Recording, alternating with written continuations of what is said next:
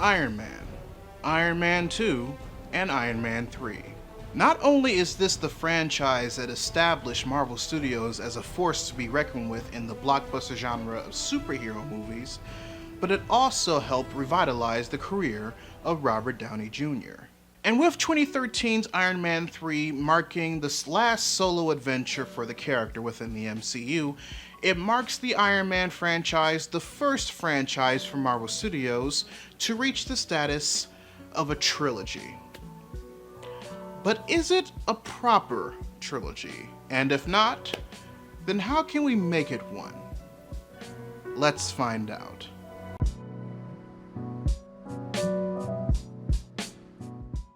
Iron Man was released on May 2nd, 2008.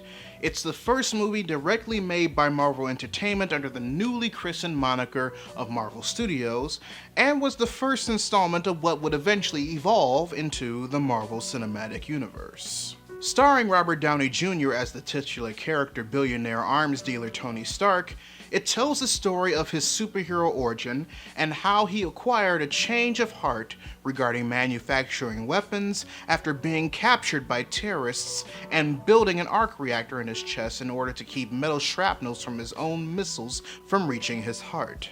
He becomes Iron Man to right the wrongs he established, but Jeff Bridges' Obadiah Stane, his father's old business partner and the manager of Stark Industries, wants him out of the picture so that he can once again run Stark Industries himself. Distribution for Iron Man and pretty much every MCU title within the Phase 1 slate of films was distributed by Paramount Pictures, produced by Kevin Feige and this asshole. And thanks to solid storytelling, Jon Favreau's direction, and a budget of $140 million, Iron Man was a tremendous success for Marvel Studios' first film, raking in a box office total of just under $586 million. Iron Man 2 was released 2 years later, once again directed by Favreau, and this time written by Justin Theroux, as opposed to Mark Fergus, Hawk Ostby, Art Markham, and Matt Holloway, who wrote the first installment. This time, Tony is dealing with a slew of things. A disease caused by the arc reactor slowly killing him, a PG-13 attempt at adapting the famous Demon in a Bottle arc from his comics upon revealing to the world that he is Iron Man at the end of the first installment, and the 1-2 combo of arms dealer rival Justin Hammer and Ivan Voko, played by Mickey Rourke, attacking the Stark legacy. It also shows the debut of James Rhodes as War Machine, previously played by Terrence Howard and now played by Don Cheadle, with Kevin Feige as the only producer this time around. The film was heavily criticized for using the majority of its story to help set up the Avengers instead of trying to find a proper balance between that and building a proper progression of Tony's character, which, upon retrospect, was an understandable critique considering everything that was in the works over at Marvel Studios at the time. Nevertheless, it performed just as well as the first movie. With its increased budget of $200 million, it made just under $624 million at the box office, bringing in a profit of over $420 million, similar to Tony Stark's first flight in theaters. So with the acquisition of Marvel Entertainment by Walt Disney, the release date for the inevitable third Iron Man movie would be slated for sometime in 2013. 1 year after the release of Marvel's The Avengers and kicking off Phase 2 of the MCU in order to better signify the end of the Paramount Pictures era. Jon Favreau opted to direct the now-shelved Disney film Magic Kingdom instead of returning for the third installment, and Robert Downey Jr. suggested Shane Black to write and direct, having worked with him before on the film Kiss Kiss Bang Bang. And after a lost battle with previous Marvel owner Ike Perlmutter regarding making Rebecca Hall's Maya Henson the main villain thanks to sexism hidden under the excuse of toy sales that resulted in Guy Pearce's Aldrich Killian being made the villain instead, Iron Man 3, the most financially successful installment of the franchise, was released in theaters May 3rd of 2013, and with it, one of the most intriguing, yet clumsily handled, Stories for Tony in the MCU.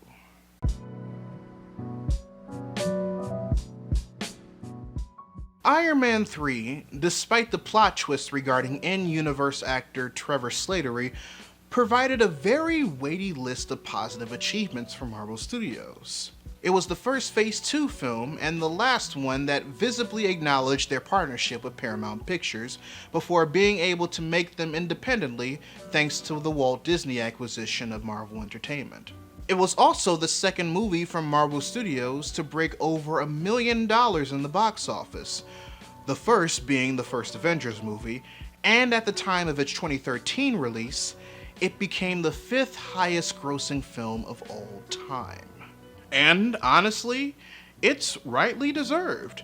Lethal Weapon creator and Kiss Kiss Bang Bang director Shane Black did a great job adapting the buddy cop formula he helped pioneer in Hollywood to Tony's overall mythos on screen, both in regards to his relationship with Harley and building more on it with Rhodey near the end of the film. The inclusion and use of Tony's PTSD, however,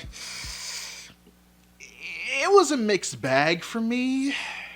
One of the key ways the movie links itself to both Iron Man's solo franchise while still acknowledging his involvement in the greater MCU is by having Tony suffer from insomnia because what he had to do in order to save New York in the past Avengers movie has caused him to develop post-traumatic stress.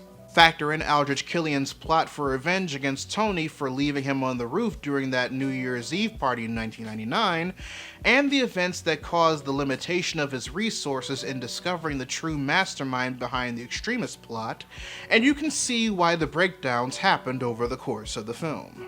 My gripe is that for every instance they respect and properly interpret how his panic attacks and insomnia play a factor according to how PTSD works in real life, there are just as many instances in which it's either played up for laughs or just brushed off. Especially since there has never been an instance in the movie where Tony finds a sort of breakthrough in his condition, or a healthy medium of dealing with it by the time the third act hits and he has to buckle down with Rhodey to stop Killian once and for all. I think it's safe to say that the flashbacks, nightmares, and traumatic flashes can serve a purpose in both showing the severity that trauma victims and war vets deal with on a daily basis, especially someone with a history as grand and as dangerous as Tony Stark. I just personally think that the way that they handled that hurdle for him was a missed opportunity for development that could have easily carried over to the other Marvel Studios projects starring Tony, such as Civil War and both Infinity War and Endgame. But what's also a missed opportunity with Iron Man 3 is the fact that despite having the tools necessary in order to do it, the movie, as it currently stands, does not make the necessary connections to the first Iron Man movie in order to make all three work as a proper movie trilogy. Now remember, readers, in order for a trilogy, regardless of its medium, to be considered a proper one, the main thing that plays a factor is that there always has to be an element of the first film's plot that plays a significant role in the third in a way that makes all three films work together as one cohesive story. From there, you can use the third film to reveal new information about what's being carried over from the first and expand upon it in various ways, the most common form being a plot twist. While it's undeniable that, despite critiques regarding the way the Mandarin was used in Iron Man 3, and even my critiques about how Tony's PTSD was a missed opportunity to help further develop his character, the movie was, in fact, good, the truth of the matter is that the screenplay that was used treated the sequel as yet another installment of the franchise without any true effort to connect the film that started it all for both Tony and the MCU in general. And what it did do was, in retrospect, less than the bare minimum. The tragic irony of Iron Man 3's situation is that not only are the decisions it made to tell its story already act as the perfect vehicle to house the multi-layered story thread from the first movie for it to expand upon, but it also utilizes those same multi-layered story threads in the movie and chooses to do little to nothing with them. Allow me to explain.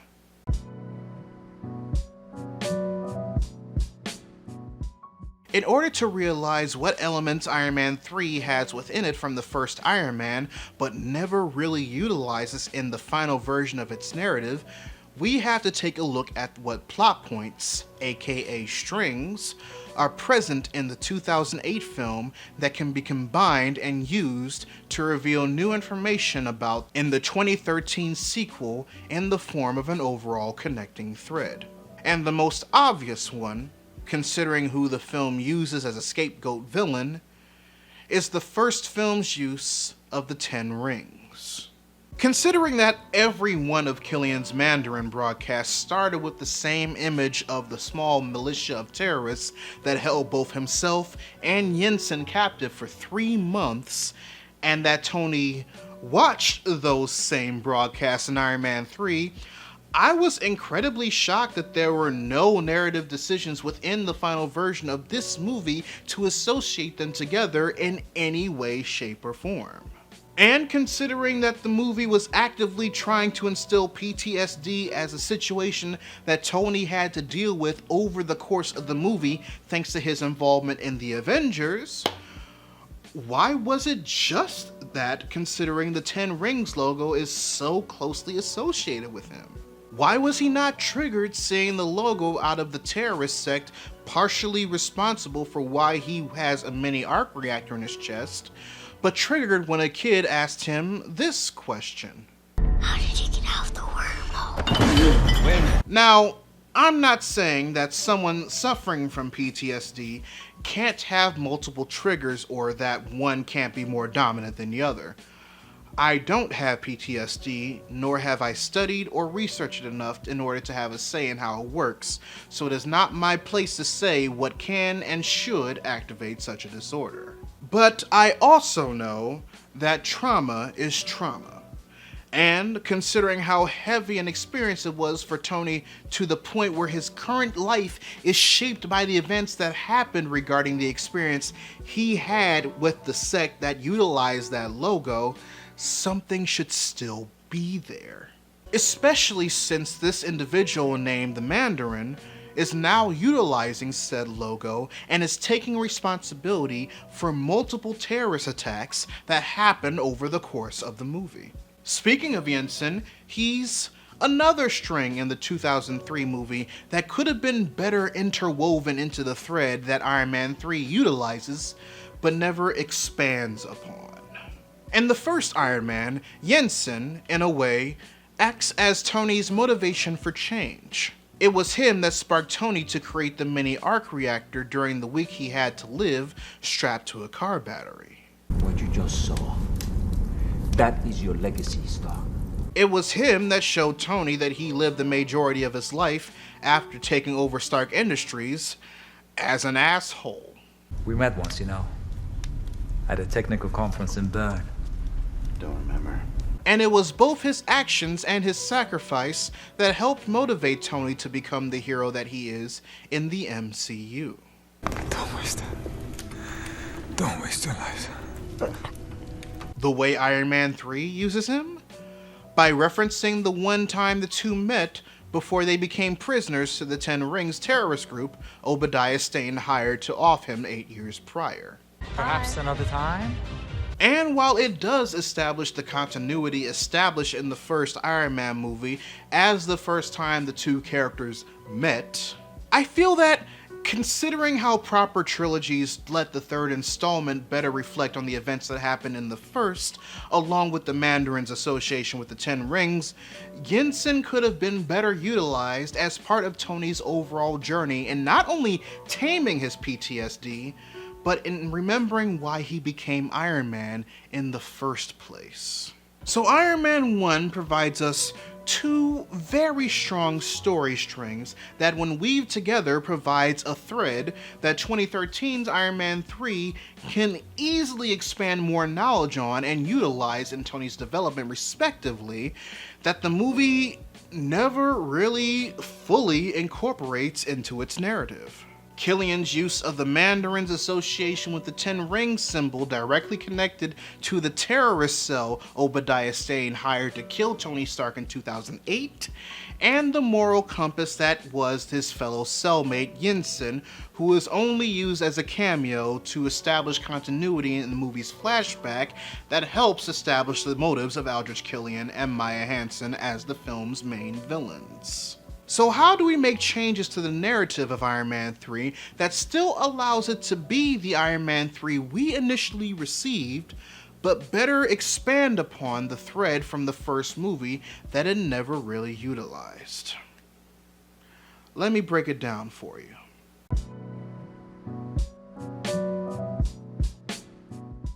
In 2008's Iron Man, Tony Stark is captured by an Afghanistan terrorist cell called the Ten Rings by the order of Obadiah Stane as part of a plot to take over Stark Industries. He's assisted in both saving his life and escaping the imprisonment of the terrorist cell by his prison mate Yinsen, who helps open Tony's eyes regarding how his business is being used as a pawn of war and starts him down the path to become Iron Man. In Iron Man 3, Aldrich Killian forms the persona of the Mandarin around actor Trevor Slattery, using the symbol of the Ten Rings used by the same terrorist sect as the ones Obadiah Stane hired to kill Tony Stark, to take the heat of the extremist soldiers that blow up from overactivity, and aims to gain a foothold of control and global terror to make his company AIM and extremists the #1 line of defense across the globe. So let's have Killian's decision to create his version of the Mandarin have an active association with the terrorist cell that kidnapped him in the first movie in a way that'll give more agency to Killian as a villain, factor in Tony's already established pride and brashness, and better reflect the movie's method of using PTSD to help develop his character by having him face the ghosts of his pasts once and for all. Now, I don't usually do the Reconstruction in the way I'm about to, because I don't want to give off the impression that I'm just basically tossing out the original movie in favor of the pitch that I came up with. But with the way I'm establishing things in this version of Iron Man 3, I feel that you'll gain a better sense of how I'm trying to make what we initially received in Iron Man 3 feel better associated with the 2008 original if, instead of just sharing the changes and then explaining why they work for the trilogy overall, we play things out in the movie as they happen. So with that being said, the beginning of this version of Iron Man 3 would basically play out as it did originally. We see Tony working on a new suit trying to work out the kinks. Then he turns on the news and sees the symbol for the Ten Rings, the same symbol from the terrorist cell Obadiah Stane hired to kill him 5 years ago. He sees that they have a leader in the form of the Mandarin. He puts 2 and 2 together from the video they sent Stane that was given to him by Pepper from the first movie, and both verbally acknowledges it in the narration and displays it on his face clear as day. The reveal of the Mandarin is a trigger for Tony that sets him on a path of post-traumatic stress and nightmares that, at first, only reflect his involvement in the Battle of New York. But over the course of the panic attacks, there's a familiar face buried in the recesses. That face belongs to Yinsen, and 2 phrases are constantly echoing throughout his nightmares and panic attacks. This was always part of the plan, and his dying words, "Don't waste your life." Then, when an extremist soldier goes off at the Chinese theater and puts Happy in the hospital, the next message is more personal. As a matter of fact, it happens right before Tony's about to leave Happy's room. And of course, Tony is watching. It'll go along the lines of, "Mr. President, ready for another lesson. You think your nation is impenetrable, that your soldiers and your heroes are untouchable. In 2008, I was able to prove that America can be bought, like any other trinket, by purchasing Stark Industries warmonger Obadiah Stane. My price? Tony Stark, your Iron Man. And then he shows the beginning of the ransom tape from the first movie. Now, this is nothing in comparison to the hundreds of millionaires currently controlling the strings of your upstanding politicians that would rather line their own pockets than give the people of your third world nation the help it truly deserves. Millionaires like Mr. Stark, who I thought might have finally learned his lesson the first time I taught it to him.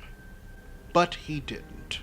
Instead, he killed my men, constantly operates out of the jurisdiction of your nation despite being a citizen of it, and welcomed extraterrestrial threats.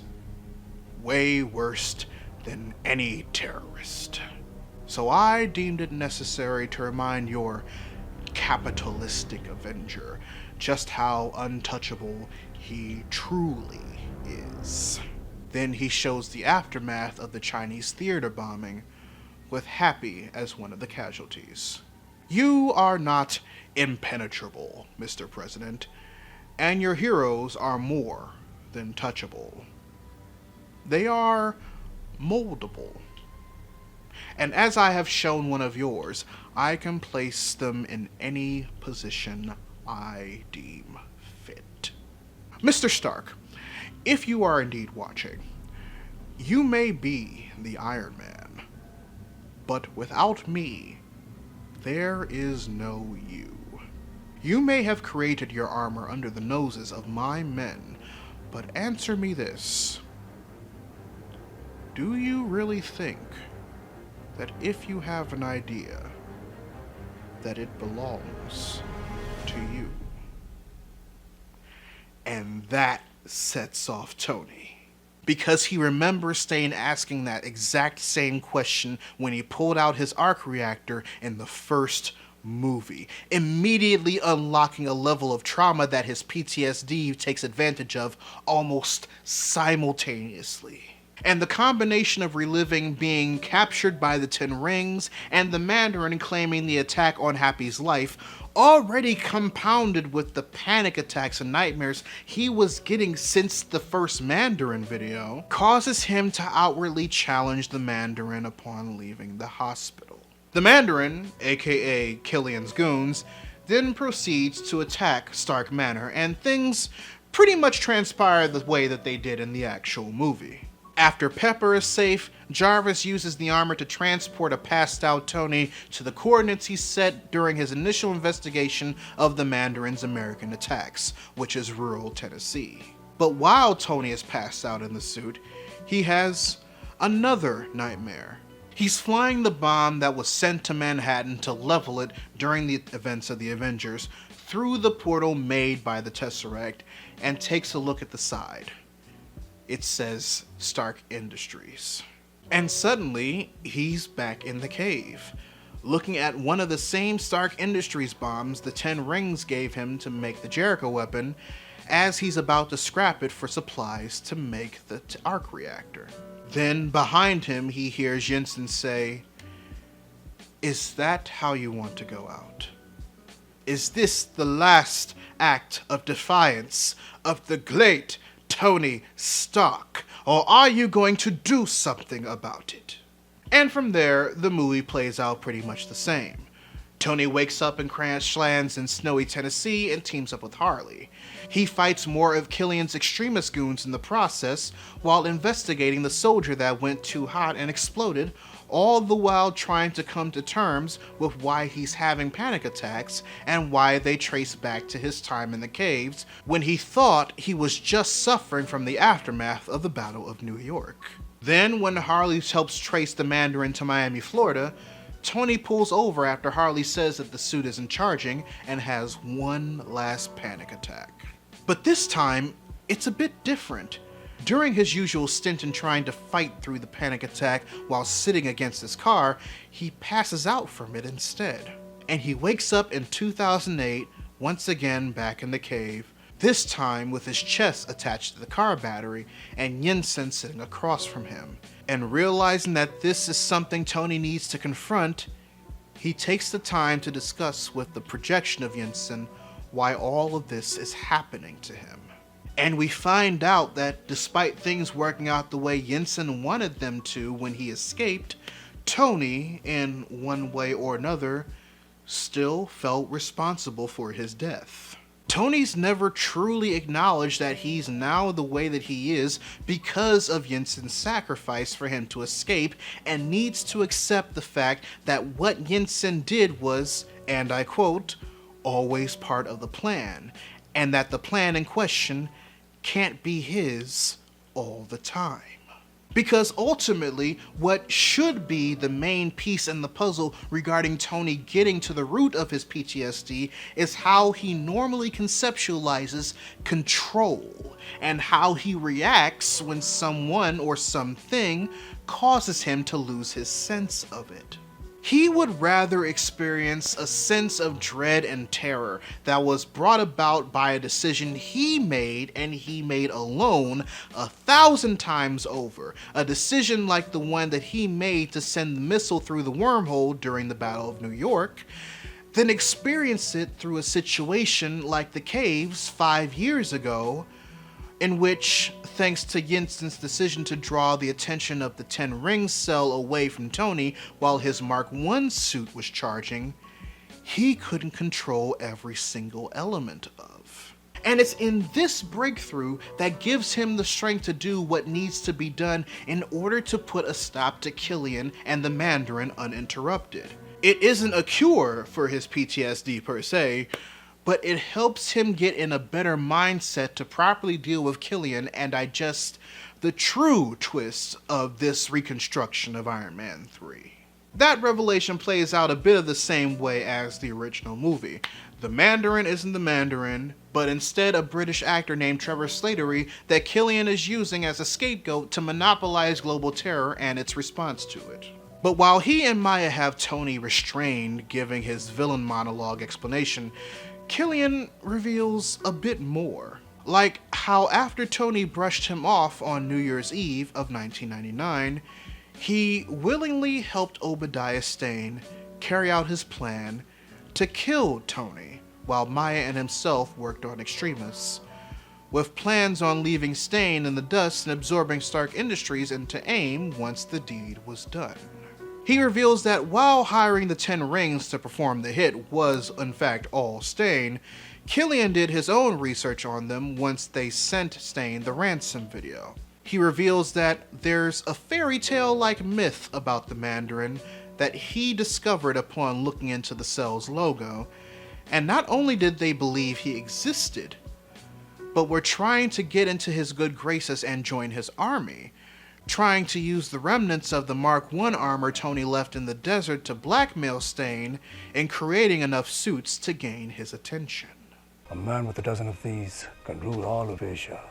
But then, once Stane eliminated them and Tony eliminated Stane, it gave Killian and Maya all the time to not only perfect extremists to their current understanding, but set up a theatrical version of the Mandarin to take the blame for the ones it rejected, and set up AIM as the only response to his threats, while also allowing him to play mind games with Tony, considering the association he had with the Ten Rings once upon a time, a form of psychological warfare, as it were. And in this way, we now make Killian one of the most dangerous enemies Tony has faced in the MCU to this date. Because while it's true that Killian still holds a grudge for Tony leaving him high and dry that New Year's Eve night, being the instrument of Tony's downfall was never his endgame. It's manipulation, it's power, It's having people like the Vice President, Obadiah Stane, and Maya Hansen in his pocket in order to manipulate them in ways that gives him what he needs. The way he utilized his version of the Mandarin was just a very convenient way of hitting multiple birds with one stone, Tony's mental state chirping the loudest.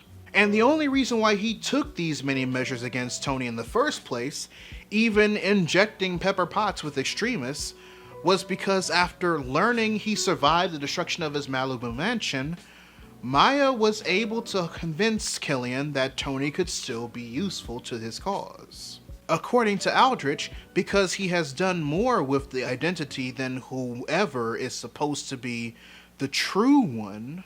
I am the Mandarin! You know, at least until we get to the mid-credits scene that I'd add. Yes, I decided to add a mid-credits scene and change the actual end-credits scene of this movie. Shut up. Yes. Like the Avengers before it and Thor the Dark World afterwards, I'd give Iron Man 3 a mid-credits scene of its own. And what I do would pretty much be a minute or so condensed version of the short All Hail the King, showing an incarcerated Trevor being approached by one of the real Mandarin's peeps to properly set up Marvel Studios' use for him in Shang-Chi and the Legend of the Ten Rings. And the reason I'm changing the end credits scene is mostly because I think the reveal of Tony recalling the events to Bruce Banner just to throw in a therapist gag kinda undermines the story as a whole. Especially considering I already have a grudge against how Marvel Studios handles therapists in the first place. Wait, what are you doing? Are you having a staring contest? So, my proposal for an end credits scene for Iron Man 3 would be something similar to how the mid-credits scene in the Avengers set up Thanos. Because this is the first installment of Phase 2, let's have S.H.I.E.L.D. agent and Hydra mole, Jasper Sitwell, handle some documentation regarding transferring ownership of AIM to an interested buyer now that Killian is dead and S.H.I.E.L.D. has absorbed its assets. We see it being handed off to a technician who used to work for the company, who I'll say in this case is played by Jason Bateman. After a bit of small talk and some coded language that may be made more clear once people watch Captain America: The Winter Soldier, the two stand up, shake hands, and Sitwell says something along the lines of, "Congratulations, George Tarleton. You are now the new owner of Advanced Idea Mechanics." Then we see a close-up and possibly fisheye lens security camera image of Tarleton's face, stretched out across the camera from beginning to end, foreshadowing the day he will eventually turn into the Avengers villain, MODOK. Because who just introduces AIM without at least foreshadowing MODOK? Who the fuck does that, Shane Black? Iron Man 3 had all the building blocks to properly tie its narrative with the first movie, but for some strange reason, it never made an effort to stack them together. Which is a shame, because considering everything already in the narrative of Iron Man 3, this could have truly been the solo piece Shane Black, Robert Downey Jr., and even Kevin Feige aimed for when they sought to craft a story that allowed Tony Stark to truly show who he is, both in and out of the suit. It also would have made his decision to remove both the arc reactor and the missile shrapnel from his chest all the more meaningful if it was more closely associated with Tony coming to terms with not only gaining a better understanding of his new self, but if it also was the result of the movie's already ridiculously abrupt end to Tony's post-traumatic stress. Because having a breakthrough in dealing with trauma that allows you to deal with it in a more healthy way is more believable than it just randomly going away once the villain finishes their monologue. And this is coming from someone who loves villain monologues. So if I were able to find a way to properly make all of these slight changes to the Iron Man 3 we actually received in order to 1. Acknowledge Killian's depiction of the Mandarin to Tony's backstory, and 2. Utilize the panic attacks and insomnia induced by Tony's post-traumatic stress he endured since the introduction of his character into the overall development of it, then I am absolutely sure that someone who actually gets paid to write these things can mold Iron Man 3 to make the franchise as a whole work as a proper movie trilogy. Right now, you can stream the entire Iron Man trilogy over on Disney+, because of course. But if you want to own them for yourself and also help financially support the channel, I'll have affiliate links in the description down below. So with that being said, readers, your homework assignment for the day. Write in the comment section below what you thought of the Iron Man trilogy if you've seen it. And if there's a trilogy you want to see me cover in this segment later on, feel free to leave it in the comments section as well. A proper movie trilogy is possible thanks to my generous supporters over on Patreon. So if you enjoyed this movie and you want to see more, you can join it by clicking the card at the end of the video or in the link in the description down below, where you can also find a link to my merchandise store. Or if you prefer to leave a one-time donation, you can find links to my PayPal and my Ko-fi account in the description box as well. Also, make sure you subscribe to the channel and turn on notifications, because I post new videos every Monday, Wednesday, and every other Friday. But until then, this is Readus 101. Class dismissed.